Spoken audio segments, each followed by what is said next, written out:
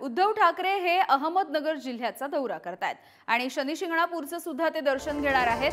त्यासोबतच मेळाव्याला सुद्धा संबोधित करणार आहेत। शिव जनसंवाद मेळावा अशा या कार्यक्रमाचं आयोजन करण्यात आलंय। लोकसभेच्या निवडणुकीसाठी ठाकरेंचा आता ह्या दौऱ्यांचा सपाटा आपल्याला बघायला मिळतोय। दरम्यान उद्धव ठाकरे यांच्या शिर्डीच्या दौऱ्यावरून आता आरोप प्रत्यारोप सुरू झालेले आहेत आणि शिर्डीमध्ये आम्हाला नक्की विजय मिळेल असं अंबादास दानवेंनी म्हटलंय। तर ठाकरेंनी राजकारणावरती कमी आणि महाराष्ट्राच्या हितावरती अधिक बोलावं असं केसरकरांनी म्हटलंय आणि टोला लगावलाय।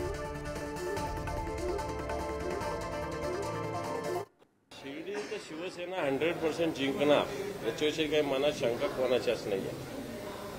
कारण या ठिकाणी शिवसेनेला जो बेस आहे, जो आधार आहे, जो मराठवाड्यात आहे, संभाजीनगरात आहे, हिंगोलीत आहे, धाराशिवला आहे, परभणीला आहे, जालन्याला आहे, मी तर म्हणेन नांदेडला पण आहे। आणि या सगळ्या याच्यामध्ये निश्चित शिर्डीसारखे मतदारसंघ सुद्धा शिवसेनेचे सातत्यानं ताकदीचे राहिले। मागच्या वेळेस बघितलं असेल 2 टर्म पुरेपुरे लोखंडे नावाचे जे उमेदवार होते त्यांना कुठं माहिती सुद्धा नव्हतं, आदल्या दिवशी सांगितलं आणि नंतर 8-10 दिवसात निवडून आले। ही शिवसेनेची ताकद आहे, शिवसेना प्रमुखाच्या विचाराची ताकद आहे। ज्याला आपण राजकारणामध्ये असतो त्याला लोकहिताच्या कामावरच अधिक लक्ष दिलं पाहिजे।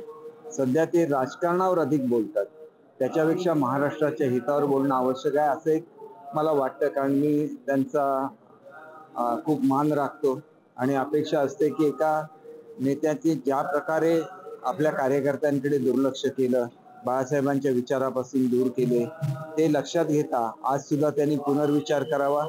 त्यांना जर लढायचंच असेल तर ते एकटे सुद्धा लढू शकतात, परंतु काँग्रेसच्या बरोबर जाणे हे एका अर्थाने बाळासाहेबांच्या विचारापासून दूर जाणं आहे, हे त्यांनी नेहमी लक्षात ठेवावं असे एक कार्यकर्ता म्हणून माझी त्यांना विनंती आहे।